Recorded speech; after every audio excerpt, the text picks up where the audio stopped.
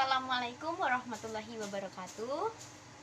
Perkenalkan, nama saya Novia Dian Rahmadani, bisa dipanggil Novi atau Novia, boleh.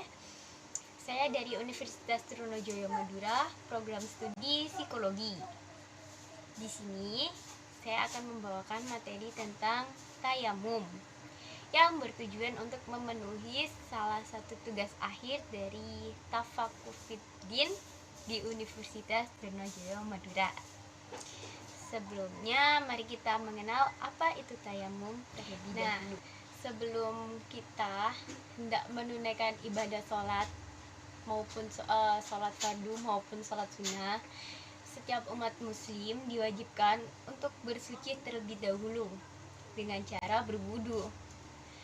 Namun, ada beberapa kondisi tertentu di mana kita tidak bisa untuk berwudu, seperti contohnya saat kita sedang sakit, atau dalam perjalanan jauh, atau saat kita tidak dapat menemukan air. Kita boleh menggantikan berwudu dengan cara tayamum. Umat Islam boleh menggunakan debu sebagai cara bersuci dan dapat menggantikan wudu dengan tayamum tersebut. Ini saya akan mempraktekkan bagaimana caranya bertayamum yang baik dan benar. Sebelum kita praktek, ada beberapa hal yang harus diperhatikan tentang bertayamum ini. Yang pertama adalah bersuci dengan tayamum hanya boleh dilakukan setelah masuk waktu sholat. Jadi, ketika azan maghrib sudah berkumandang, kita baru boleh melakukan tayamum untuk menunaikan ibadah sholat maghrib. Lalu yang kedua, jika karena ketidakadaan air, maka ketidakadaan air tersebut harus dibuktikan terlebih dahulu dengan pencarian, dan pencarian itu dilakukan setelah masuk waktu sholat. Lalu yang ketiga adalah tayamum hanya boleh dilakukan satu kali dalam keadaan terpaksa untuk waktu sholat tersebut. Jadi di sini maksudnya adalah tayamum itu hanya berlaku untuk satu kali sholat fardu saja. Contohnya ketika kita bersuci dengan tayamum untuk menunaikan ibadah sholat maghrib, lalu selanjutnya ketika memasuki waktu sholat isya, kita masih belum menemukan air untuk berwudu, kita dianjurkan untuk bertayamum kembali. Jadi satu kali tayamum untuk satu kali menunaikan ibadah sholat. Nah, apabila kita sudah bisa menemukan air atau sudah dalam keadaan sembuh, maka kita dianjurkan untuk segera bersuci kembali dengan air tersebut untuk melakukan wudu. Dan jika masih belum bisa menemukan air, maka dianjurkan untuk mengambil tayamum kembali. Lalu yang keempat adalah tanah yang digunakan untuk bertayamum harus bersih, lembut, dan berdebu. Maksudnya di sini itu bukan tanah basah itu ya. Tidak bercampur dengan tepung, kapur, batu, maupun kotoran lainnya.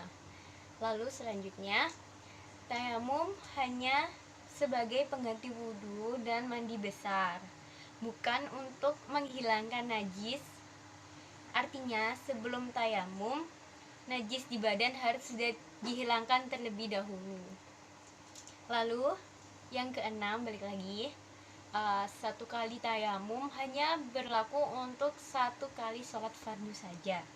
Dan yang keempat adalah tertib atau beraturan. Nah, sebelum kita melakukan praktek bertayamum, hendaknya kita mengetahui dulu niat bertayamum itu seperti apa. Bismillahirrahmanirrahim. Nawaitu tayammuma listiba'ati sholati fardolillahi ta'ala, yang artinya, aku berniat bertayamum agar diperbolehkan sholat karena Allah Ta'ala. Nah, di sini saya akan mempraktekkan bagaimana tata cara bertayamum yang baik dan benar. Yang pertama, yang harus diperhatikan terlebih dahulu adalah naikkan lengan baju kalian sampai ke siku. Dan pastikan kalian tidak memakai perhiasan apapun, cincin atau gelang yang kalian pakai sebaiknya dilepas terlebih dahulu. Lalu selanjutnya adalah siapkan tanah atau carilah tempat yang berdebu namun debunya masih bersih. Apabila Anda dalam perjalanan, carilah jendela yang berdebu dengan debu yang bersih. Ketika kondisi Anda sedang sakit parah, carilah dinding yang berdebu sekiranya yang tidak terkena kotoran cicak. Kemudian kita dianjurkan untuk menghadap kiblat dan membaca basmalah terlebih dahulu. Lalu letakkan kedua telapak tangan pada tempat yang berdebu tadi dengan posisi jari tangan merapat seperti ini. Lalu usapkan pada tempat yang berdebu tadi, saya contohkan di meja saya seperti ini. Lalu usapkan kedua telapak tangan kalian pada seluruh wajah disertai membaca niat di dalam hati. Niatnya tadi jangan lupa ya.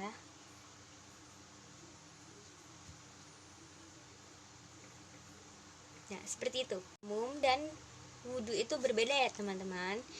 Kita tidak diisyaratkan untuk mengusap pada bagian-bagian rambut atau bagian rambut di atau bagian bulu wajah, baik yang tipis maupun yang tebal. Yang terpenting adalah kita harus meratakan semua debu tersebut pada seluruh bagian wajah kita.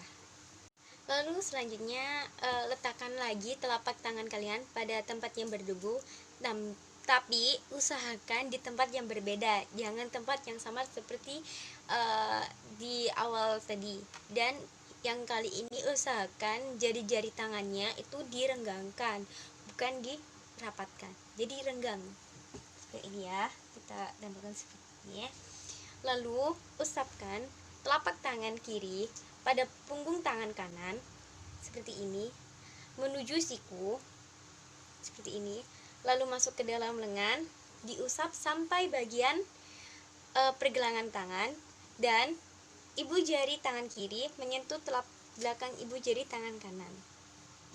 Setelah tangan kanan sudah terusap semua, maka debu pada tangan kanan kita usapkan pada telapak tangan kiri langsung sampai siku, lalu masuk ke dalam dan diusap hingga pergelangan tangan kanan dan ibu jari tangan kanan menyentuh belakang ibu jari tangan kiri.